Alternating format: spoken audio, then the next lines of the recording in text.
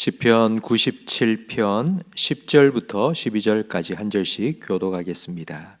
여호와를 사랑하는 너희여 악을 미워하라. 그가 그의 성도의 영혼을 보존하사 악인의 손에서 건지시느니라. 의인을 위하여 빛을 뿌리고 마음이 정직한 자를 위하여 기쁨을 부리시는도다. 함께 읽습니다. 의인이여 너희는 여호와로 말미암아 기뻐하며 그의 거룩한 이름에 감사할지어다. 아멘. 시편 97편은 하나님 백성이 부르는 찬양입니다. 1절 말씀에 보면 하나님께서 다스리시기 때문에 땅과 그리고 허다한 섬도 기뻐하고 즐거워하라고 말씀합니다.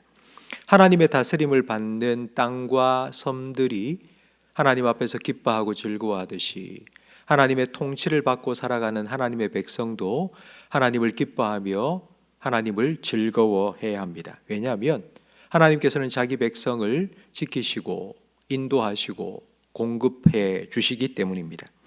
하나님의 다스림을 받으며 하나님 주신 복을 받고 하나님을 찬양하며 살아가는 하나님 백성의 모습을 가장 잘 보여주는 예가 바로 에덴 동산의 아담과 하와입니다. 에덴 동산에서 아담과 하와는 하나님과 동행하며 하나님께서 주신 모든 복을 풍성히 누리며 살았습니다. 그러다가 하나님의 말씀에 불순종함으로 그 복을 다 잃어버렸습니다.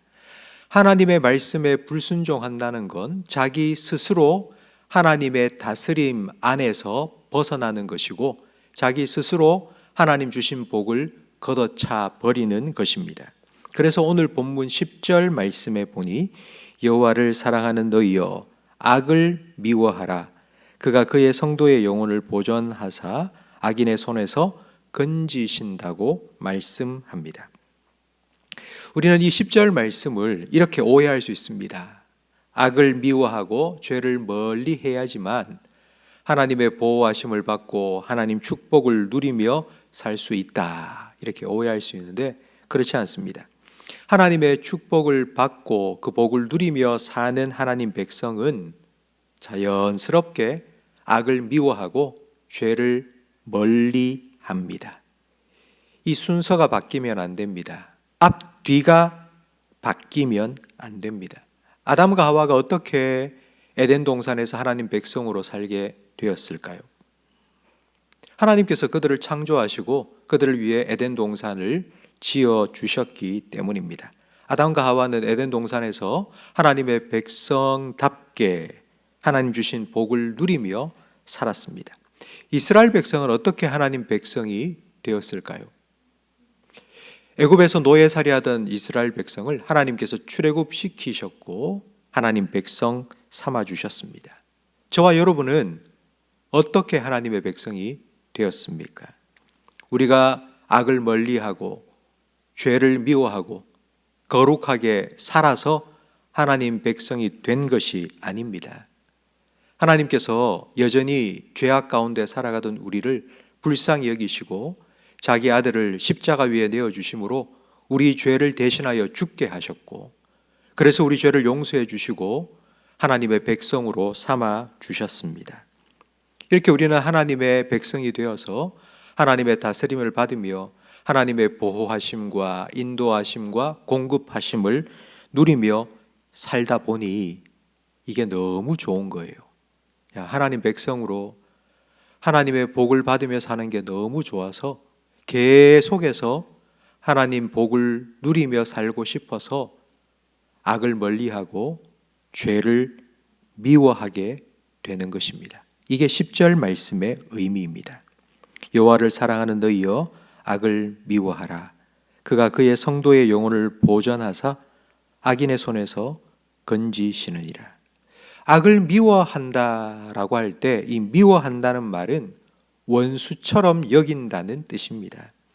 하나님을 사랑하니까 계속해서 하나님과 함께 있고 싶어서 하나님이 싫어하는 죄를 원수처럼 여기는 것입니다.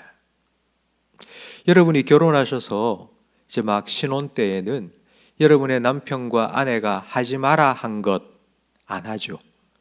그리고 이제 점점점 나이가 들면서는 자식들이 하지 말라는 걸 안 합니다.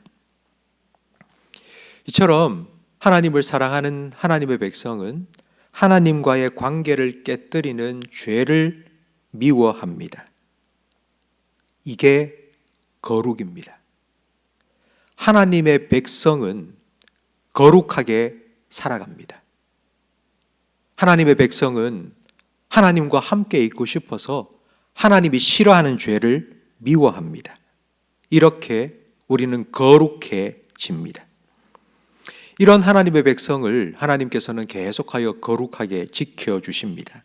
성도의 영혼을 보전하사 악인의 손에서 건지시느니라. 성도의 영혼을 보전한다라고 할 때 이 보전한다는 말은 보초병이 철두철미하게 경계 근무를 서는 뜻입니다.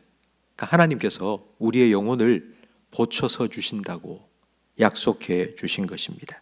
그리고 11절 말씀에 의인을 위하여 빛을 뿌리고 마음이 정직한 자를 위하여 기쁨을 뿌리신다고 말씀합니다. 빛을 뿌리고 기쁨을 뿌린다고 할 때 이 뿌린다는 말은 씨를 뿌리는 겁니다. 밭에 씨를 뿌리는 것처럼 하나님께서는 우리에게 빛을 심어주시고 기쁨을 심어주십니다. 콩 심은 데 콩 나고 팥 심은 데 팥 나는 것처럼 하나님께서 우리에게 빛을 심고 기쁨을 심으면 우리의 삶에는 빛의 열매가 맺히고 기쁨의 열매가 맺힙니다. 빛의 열매는 의로움이고 하나님을 빛이신 하나님을 닮아가는 삶의 변화입니다. 단순하게 우리의 영혼을 지켜서 악인들로부터 우리를 보호해 주시는 것만이 아니라 우리가 악한 사람의 영향으로부터 하나님께서 보호해 주시는 것만이 아니라 우리가 세상에 선한 영향력을 흘려보내며 살아갈 수 있도록 우리에게 빛을 뿌려주시고 기쁨을 심어 주셔서 그 열매를 맺게 하신 겁니다. 이게 너는 세상의 축복의 통로가 되라고 하신 아브라함의 축복을 성취해 가시는 하나님의 방식입니다. 이런 복을 누리며 살아가는 하나님의 백성, 우리 그리스도인 성도들의 반응이 12절 말씀에 나옵니다. 의인이여 너희는 여호와로 말미암아 기뻐하며 그의 거룩한 이름에 감사할지어다. 하나님 때문에 기뻐하고 하나님을 감사하며 살아갑니다. 하나님의 백성이 되었기 때문에, 하나님께서 그를 지켜주시기 때문에, 하나님께서 은혜를 베풀어 주시기 때문에, 하나님께서 복 주시기 때문에 그 하나님의 통치 아래에 살아가는 하나님의 백성은 하나님 때문에 기뻐하고 하나님께 감사하며 살아갑니다. 성도 여러분, 저는 여러분이 신앙생활하는 것이 기쁨이 되고 즐겁고 그리고 감사한 일이 되기를 간절히 바랍니다. 신앙생활이 여러분에게 힘들고 부담스럽고 고생스러운 일이 되지 않기를 간절히 바랍니다. 만약 혹시라도 여러분이 신앙생활하는 것이 왜 이렇게 힘든가 싶은 생각이 든다면 내가 뭘 더 열심히 해야 되나 생각하지 마시고 하나님하고 나하고의 관계가 지금 어떻게 되었는지를 돌아보십시오. 내가 지금 하나님하고 관계가 좋은지 하나님과 가까운지 아닌지를 생각해 보십시오. 내가 뭔가를 더 열심히 하고 노력해서 하나님의 마음에 합한 사람이 되기 위해서 애쓰는 것, 그건 우리에겐 고생입니다. 그렇게 신앙생활하면 평생 기쁨과 즐거움을 맛볼 수가 없습니다. 하나님께서 우리를 가까이 해주시니, 하나님께서 우리를 사랑해 주시니, 하나님께서 우리를 지켜주시니, 하나님 우리에게 은혜를 주시니 우리는 그 은혜를 누리며 하나님을 더 가까이 할 수 있는 것입니다. 그래서 여러분의 삶에 하나님을 향한 감사와 하나님으로 인한 기쁨이 충만하기를 주님의 이름으로 축원합니다. 기도하겠습니다. 하나님 아버지, 우리를 하나님의 자녀 삼아주시고 하나님 백성답게 하나님의 통치 아래에 살아가게 하시니 감사합니다. 하나님의 백성으로서 거룩과 성화를 이루며 살아갈 수 있도록 날마다 우리의 삶에 빛을 뿌려주시고 기쁨을 심어 주셔서 감사합니다. 빛의 열매와 기쁨의 열매가 우리의 삶에 주렁주렁 맺힐 수 있도록 포도나무이신 예수님께 늘 붙어 있는 우리들이 되게 해 주시옵소서.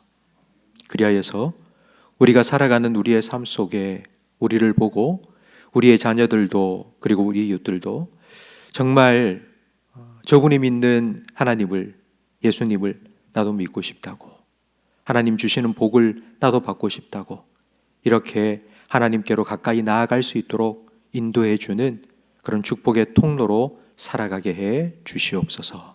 예수님 이름으로 기도합니다. 아멘.